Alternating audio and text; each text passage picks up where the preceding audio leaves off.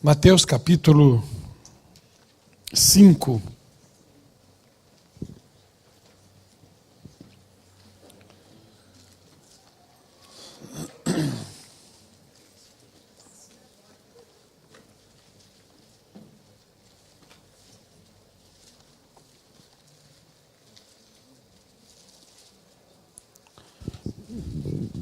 O verso 17 diz assim: Não cuideis que vim destruir a lei ou os profetas. Não vim abrogar, mas cumprir.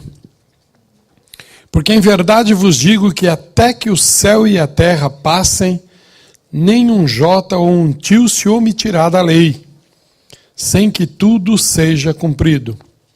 Qualquer, pois, que violar um desses menores mandamentos, e assim ensinar aos homens, será chamado menor no reino dos céus.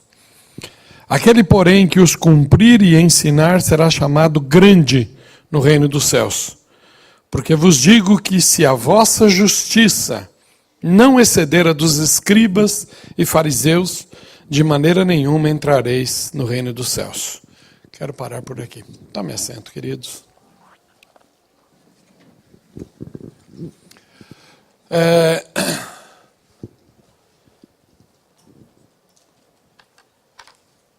Eu vou dar umas pinceladas sobre um ponto de vista que a gente tem entendido a respeito de religiosidade, e parte daquilo que o pastor Elias declarou ontem, e como o apóstolo ainda falava que teve alguns momentos que foi difícil engolir.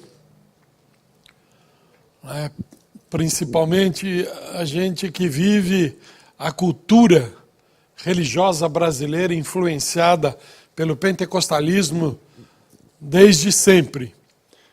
Porque agora há pouco mesmo o Toninho estava cantando um hino que ele perguntou se eu lembrava desse hino.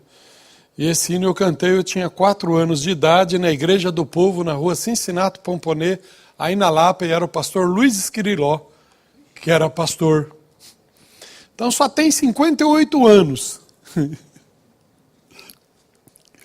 E aí, teve muitas coisas que foi incutida na nossa mente, de quem eu nunca vivi no mundo, irmãos. Eu nasci em berço evangélico, fui abençoado porque eu nasci calvinista, presbiteriano.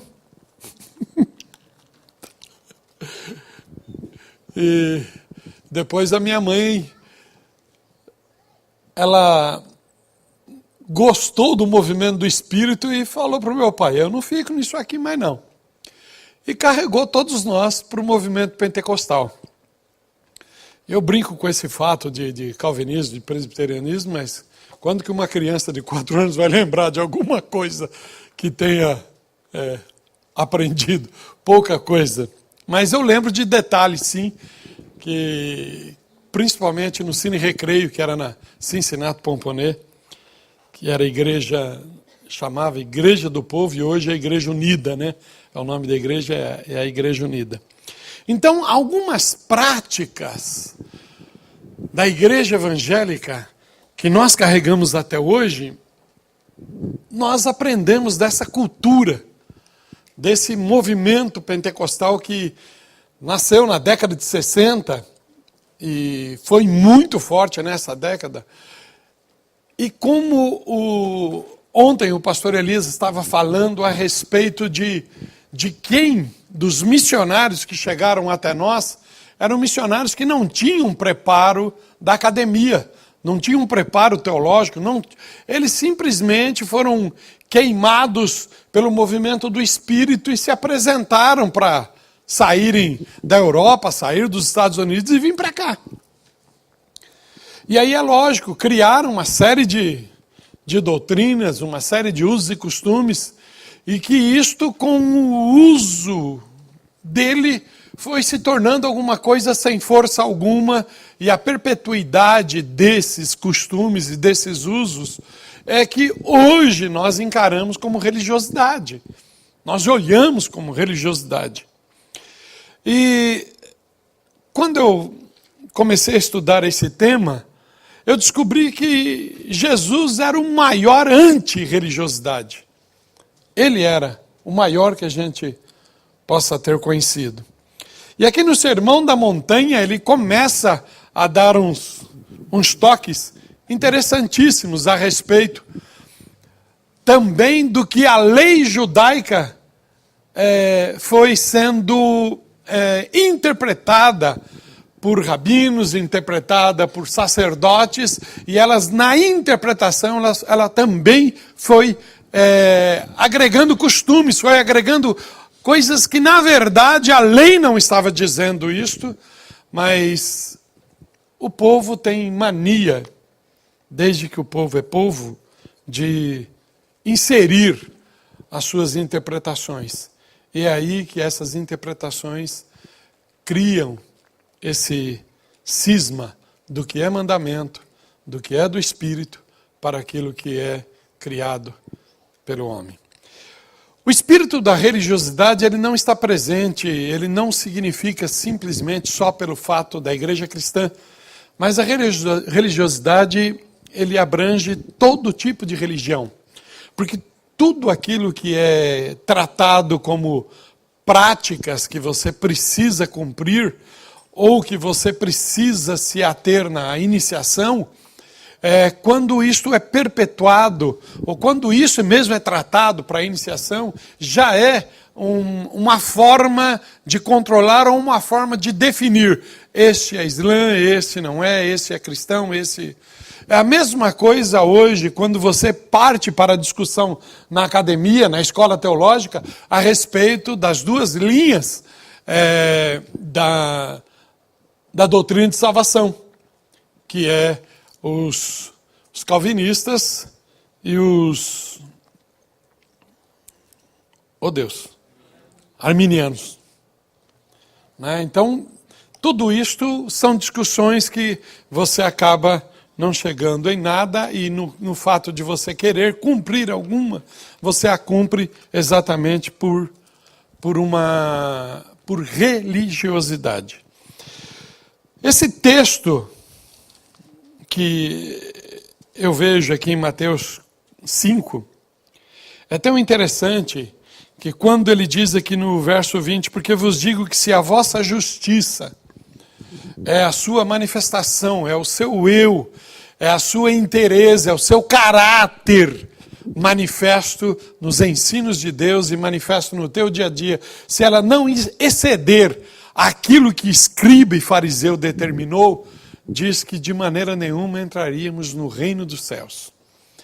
E isto põe um pouquinho de medo concernente a algumas práticas que nós pensamos que estamos fazendo certo e elas não nos estão levando aos céus e talvez estão nos distanciando. Então, diante disso, eu só quero dar algo bastante interessante, a profetisa que trata de consertar depois, porque o pastor Elias já chutou o balde ontem, né, no que concerne a falar em línguas, né, que é a espiritualidade, a pseudo-espiritualidade. E aí eu tenho visto uma coisa muito no meio da igreja, e quando eu converso com a igreja que eu pastoreio, eu só posso conversar com ela, e eu só posso tentar ensiná-la, e nem ela, nesses 30 anos que eu pastoreio ela lá, eu consegui mudar a mentalidade deles, porque é algo que já impregnou, porque quando eu olho para 1 Coríntios 12, que fala a respeito da manifestação dos dons espirituais na congregação, na igreja, quando estamos reunidos, ali diz que para que se fale em língua, 1, 2, quando muito 3, e os demais julguem, ou se não houver a interpretação, que cale-se. E aí eu pergunto para os irmãos, vocês imaginem se nós aplicarmos isso nos nossos cultos hoje. O que é que nós vamos arrumar? Nós, como pastores, seremos chamados de carnais, que estamos querendo acabar com o Espírito Santo na igreja, e que somos herege, né? E é um fato. Ninguém se preocupa em buscar no Senhor, discernimento ou Senhor, interpretação, porque se alguém erguer a sua voz numa língua dos anjos, numa língua estranha, a igreja precisa saber o que está sendo falado, mas não. E aí nós até aprendemos algumas práticas, não, vamos começar agora a orar em língua. E aí começamos a orar em língua, mas você não encontra esse apoio bíblico. Logicamente que no final do texto, Paulo fala, mas não proibais em falar em língua. Ele cria aí uma controvérsia. E aí você começa a verificar que para o movimento pentecostal, o falar em línguas é religiosidade. Ele acaba tomando a forma da religiosidade. E cria-se aí alguns probleminhas se queremos discutir. Um outro fato, irmãos, que tem me despertado exatamente para modelos de igreja, modelos de culto, modelos que nós temos visto acontecer, é que há um movimento dentro da academia, dentro das escolas, que para mim é um espírito. Na verdade, para mim é um espírito. E eu tenho estudado alguma coisa e tenho conversado. Eu e o pastor Elias, nós temos conversado muito a respeito disso. E que, se nós não tomarmos cuidado, ele ocorre no nosso meio. Os que estudam a ciência da religião ou os movimentos da religião, as universidades, as escolas, as faculdades que tentam estudar comportamento, eles taxaram esse movimento como sendo a inteligência crítica. Chama inteligência crítica. E a inteligência crítica, ela não só se manifesta nas universidades ou nas escolas teológicas, mas elas se manifestam nas organizações, nas igrejas. Elas se manifestam. Porque quer queiramos, quer não, por mais cuidado que tenhamos de criar um presbitério para dirigir uma igreja, para responder pela igreja, às vezes as decisões desta igreja, desse grupo, não é tomado por estudiosos da palavra, mas é tomado por quem tem a experiência de ter vivido mais anos. E aí é a reunião dos anciões, mas não no sentido de uma escolha espiritual, mas no sentido de uma escolha de tempo. E essa inteligência crítica é ela que ontem ainda o pastor Elias declarava que esses pastores, esses missionários que chegaram e começaram a trazer o movimento evangélico pentecostal, o movimento protestante para o Brasil, sem ter uma base da escola, da teologia, do estudo, eles começaram a ter essa inteligência, partiu deles esse espírito e se reuniu e aí faziam as declarações, os estatutos e os mandamentos. E essas coisas tomaram um vulto enorme, porque até hoje ainda há alguns questionamentos. Esse lugar é o Santo dos Santos? Porque em determinadas igrejas dizem que se você subir no Santo dos Santos em pecado, você é fulminado, né? Para um pouco, onde é o templo que o Senhor habita. Então, são esses alguns assuntos e são essas algumas preocupações que a gente tenta tratar e passar. Essa inteligência crítica, ela pode inclusive ser manifesta no nosso meio em função de procurar se precaver de que não ocorra excessos em nós, e pelo excesso em nós, para não ocorrer o excesso, nós vamos cortando até algumas manifestações verídicas do Espírito Santo para que não haja aberrações. Nós precisamos tomar bastante cuidado nisto. E eu olho da seguinte forma. Se Jesus é o maior antirreligioso de todos os tempos, nós precisamos entender que a religião nada mais é do que uma ferramenta criada por homens e hoje é fácil até criar algumas, estabelecer algumas, porque ele cria baseado numa experiência pessoal sem fundamento bíblico. Então, o Senhor já tinha essa preocupação desde lá de trás. Se eu perguntar para os irmãos, todos nós vamos declarar que nós temos andado com Cristo. Esse tem que ser o nosso proceder e essa tem que ser a nossa linha de vida e conduta. É andar com Cristo. E andar com Ele significa andar como Ele andou, falar o que Ele falou.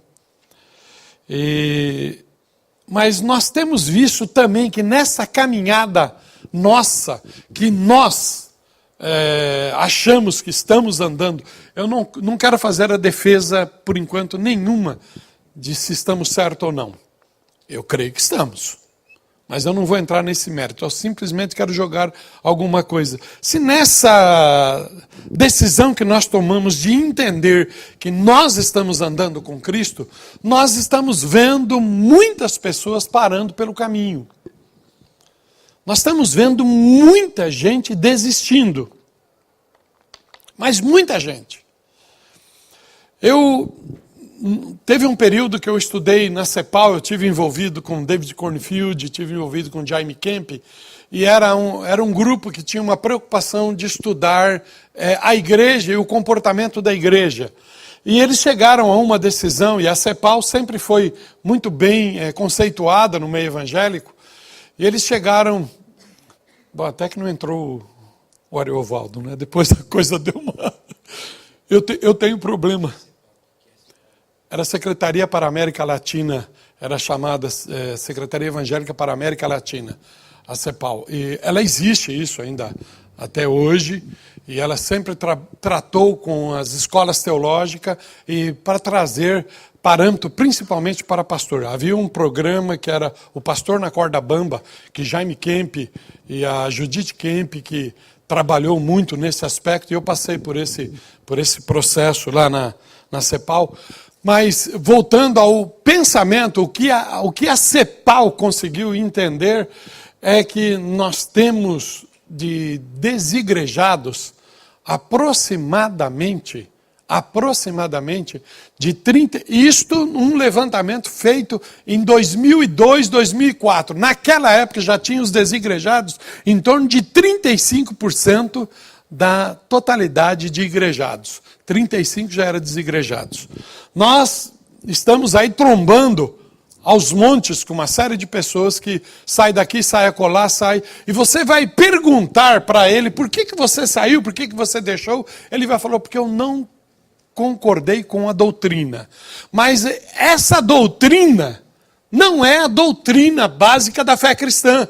São exatamente elementos que foi inserido em determinadas igrejas, que esses elementos forçavam a pessoa a cumprir, mas isso não trazia em hipótese alguma nenhuma mudança no seu comportamento, no seu caráter. E como nós vimos ontem, pela palavra do pastor Elias, são aspectos que não me faz, em hipótese alguma, espiritual.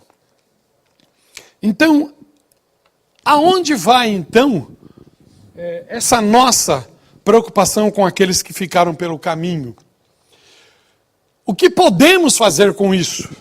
Porque se isto é um espírito que está ocorrendo, nós precisamos ter uma resposta para a igreja que evite que mais parem pelo caminho.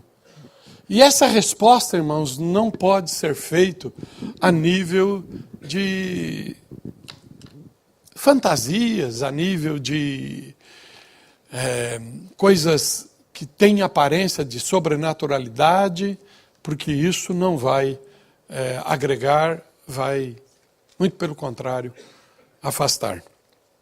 Então, eu tinha até comentado com a profetisa que a minha fala seria bagunçar um pouco para que ela venha a trazer a espiritualidade na área profética. A gente entende, irmãos, que a pessoa religiosa é aquela que frequenta. Foi falado muito isso. Ela frequenta cultos, ela segue preceitos de uma determinada doutrina. E ela pode fazer isto sem ter espiritualidade. Nós vimos muito bem isto. Mas quando surgiu a ideia de falar desses dois assuntos, o desejo do meu coração na hora, e ainda falei isso para o AP, eu falei, eu gostaria que você falasse de espiritualidade e fechasse o assunto. E fechasse o assunto sobre espiritualidade. Para que nós, meu irmão e minha irmã, entendamos que alguns comportamentos, algumas coisas que nós, pode ser que a igreja que estamos inseridos não impõe, mas nós recebemos como imposição, e tudo aquilo que nós recebemos com imposição, ele vai ter o cunho de religiosidade em nós e não o cunho de espiritualidade. Então, o desejo do nosso coração, como seminário, como escola, o desejo nosso de trazer esse assunto à baila, de provocar isto em vocês, é para que, na verdade, nós possamos nos apresentar como igreja que viva doutrina, que viva, inclusive, modelos, porque nós temos um modelo, como igreja Cristo Centro, né? Nós temos um modelo de igreja, nós temos algo que realça muito o nosso ministério, e eu abracei muito essa causa e não foi fácil para mim, talvez eu seja dos pastores que tenha mais autoridade para falar disto, porque eu pastoreio uma igreja que hoje é Cristo Centro, veio para o movimento de 16 anos para cá, mas se tornou Cristo Centro há 10, mas eu era pentecostal daqueles mesmo de levantar poeira, né? Então eu posso falar isso com toda a autoridade, porque eu e a pastora Márcia, nas nossas reflexões hoje, nós olhamos para a igreja que nós pastoreamos e encontramos hoje uma igreja madura, encontramos hoje uma igreja saudável, uma igreja que ontem era aquilo que a palavra, ainda que o pastor Elias concluía que o fato da espiritualidade me apontar para Deus e me apontar para a comunhão, nós estamos vivendo isto. E estamos vivendo numa dimensão que eu tenho hora que eu tenho medo, o apóstolo até ontem, eu sei que ele falou brincando algo, mas é algo que eu tenho essa preocupação, porque Sapopemba, Cristo Santo Sapopemba não sabe se reunir se não tiver comida. E para tanto nós fizemos o templo, a reforma do templo, e criamos o nosso espaço gourmet, e é um espaço tremendo, né? Criamos, irmãos, e não tem como. Todo mundo já fica preparado. Terça-feira tem isso depois do culto. E ficam lá até hoje. Eu vou chegar lá beirando 11h30, 20 para meia-noite. O povo também vai estar saindo de lá. Porque é um costume, virou, é gostoso estar junto. Porque a espiritualidade é aquilo que ontem foi ministrado. Vai me lançar na comunhão, vai me lançar a abraçar o irmão. E nós o fazemos isso porque estamos sendo abraçados pelo Senhor. Então, eu creio que esse é o desejo. E eu, nesses anos que eu tenho caminhado com o apóstolo Rubens e profetiza, eu tenho entendido isso. Porque tem hora, irmãos, que eu tenho vontade de afastar alguns irmãos. Alguns aí espalhados por esse Brasil todo. E o apóstolo chega para mim, velho, não é bem assim, vai mais devagar. Mas eu só faço essas declarações para ele, porque se eu fizesse, talvez eu não seria assim tão querido, que pela misericórdia de Deus eu tenho entendido que eu sou pelas nossas igrejas caminhado aí. Mas é esse entendimento que a nossa espiritualidade, ela nasceu, ela está fundamentada na palavra, fundamentada em Cristo e na comunhão. E quando vivemos isso, nós estamos bem com Deus. Amém? Essa inteligência crítica, ela, hoje eu entendo que é um espírito que nós precisamos combater, eu entendo, os irmãos já perceberam, e eu falo isso com os alunos, porque nós estamos preparando pastores, nós estamos preparando homens e mulheres que vão trabalhar na obra. E a Semana Teológica é nesse intuito. Eu sei, a gente fica feliz com o número enorme que vem, e aí a gente gostaria de sair aqui distribuindo mais ou menos umas 100 fichas de inscrição. E para você ser inscrito, e segunda-feira você está na sala de aula conosco. Amém? Me engana que eu gosto, né? Mas o desejo é exatamente esse, é de conversar com quem entende que tem chamado e que quer dizer sim ao chamado. E para falar com esse, a gente precisa conversar algumas coisas que fogem do âmbito da conversa de culto. E queira Deus que esses nossos meninos que estão sendo preparados, as nossas meninas que estão sendo preparadas, pelo menos aqueles que estão estudando conosco, tem uns que não estão querendo nem sair, que é que a gente inventa algumas coisas mais dos anos. Tem uns 4 aí que eu já coloquei essa semana, que nós vamos fazer eles mandando embora, né, apóstolo? Nós estamos mandando embora. E aí eles falaram, bom, nós vamos embora, mas não dá para a gente fazer mais isso. Não. Então, por isso nós preparamos a parte de espiritualidade na visão profética. Queridos, o meu medo dessa crítica, dessa inteligência crítica, e eu falo isso principalmente a pastores e a liderança, e que nós precisamos estar atentos, porque qual de nós que não percebe grupinhos, igrejinhas que se formam dentro da igreja? E esses grupinhos, essas igrejinhas, são esse movimento que é chamado dentro do pensamento da academia de inteligência crítica. Eles se apresentam como quem sabe de tudo, conhece tudo, já provou tudo. Nunca parou para estudar Bíblia, e se você perguntar para ele, você participou do programa de leitura bíblica anual da sua igreja? Não, não preciso, porque eu faço uma leitura dinâmica da Bíblia. Olha, quem vem com esse papo para mim, que diz que estudou Bíblia, que fez leitura dinâmica, vai ser amigo do Lair Ribeiro, de mais alguma coisa, ou do Paiva Neto. Porque não dá para você ficar no meio cristão vivendo desse jeito. Ou você encarar a Bíblia como sendo a regra de vida e fé sua, e que você precisa se alimentar dela todos os dias. Faleceu agora há pouco tempo um servo de Deus que foi meu professor